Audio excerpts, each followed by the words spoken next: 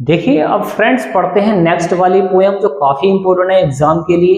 ये जो पोयम है ये है डस्ट ऑफ स्नो, इसको बोलते हैं स्नो। डस्ट मतलब धूल होती है, स्नो होती है बर्फ के कण।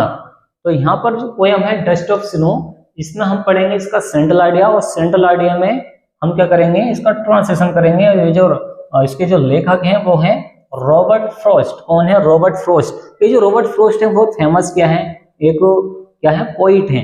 इनकी बहुत सारी पोयम है, हाई स्कूल में केवल इनके नाम से 2 ही आती हैं।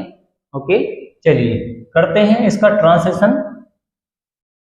इसमें दे रखा है कि इट इज अ फाइन, ये है एक अच्छी, इट इज अ फाइन, ये है एक अच्छी है, अच्छी पोयम है। एंड शॉर्ट पोयम, और क्या है, शॉर्ट पोयम है। यह एक अच्छी और शॉर्ट पोयम है। कौन सी? Dust of snow of Robert Frost, Robert Frost की।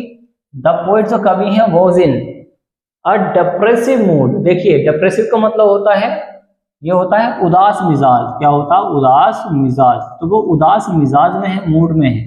मूड का मतलब होता है मिजाज, ऐसी कंडीशन आपकी वो है डिप्रेसिव मूड, तो वो उदास मिजाज होता है।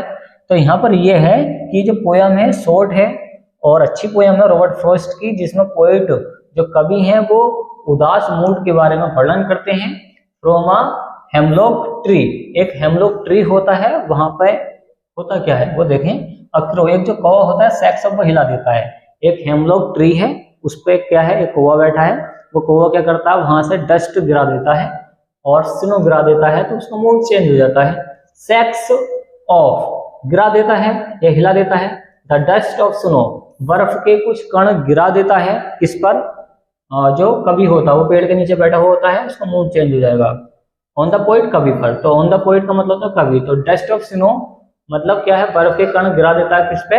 ऑन द पोइट, कवि पर। आगे है द स्नो चेंजेस, ये जो बर्फ है ये चेंजेस बदल देता है द पोइट्स, कवि के मूड को बदल देता है, कवि के मूड को ये बदल देता है। ये जो क्या होते हैं, ये बर्फ के जो कण होते हैं। एंड मेक्स हिम हैप्पी, और उसे खुश बना देता है। मेक्स हिम हैप्पी का मतलब होता है खुश बना देना, तो खुश कर देता है। He has wasted a part of his day, उसने जो अपना वेस्ट करा था, अपना बर्बाद किया था, पार्ट ऑफ हिज डे, अपने दिन का एक हिस्सा उसने बर्बाद कर दिया था अपने डिप्रेसिव मूड में, अपने दुखी मिजाज में। रेग्रेटिंग, अब वो क्या कर रहा था, पछतावा कर रहा था। But now with the change, अब वो उसका मूड क्या हो जाता है, विद चेंज मतलब बदल जाता है, ऑफ मूड, उसका मूड बदल जाता है। ही वांट्स, वह चाहता है, टू यूटिलाइज, यूटिलाइज का मतलब होता है उपयोग करना, तो वह उपयोग करना चाहता है।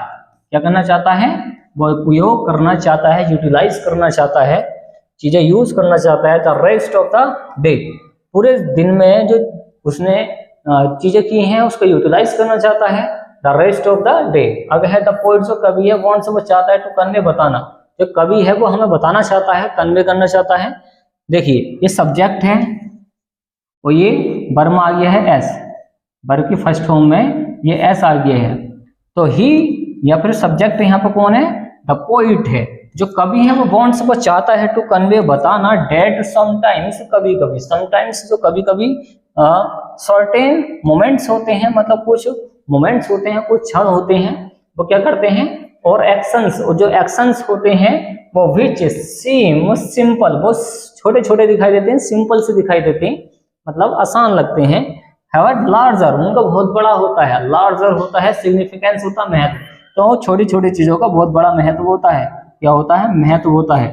तो देखिए यहाँ पर बोला गया है हैव अ लार्जर सिग्निफिकेंस, उन चीजों का बहुत बड़ा क्या होता है, महत्व होता है। तो आप इसका ट्रांसलेशन इस तरीके से कर सकते हैं, ले सकते हैं आप इसका स्क्रीनशॉट फ्रेंड्स। ओके चलिए स्क्रीनशॉट लीजिए।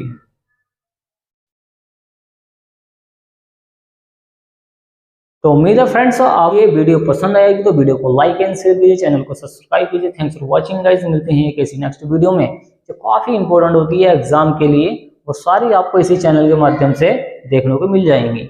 ओके चलिए।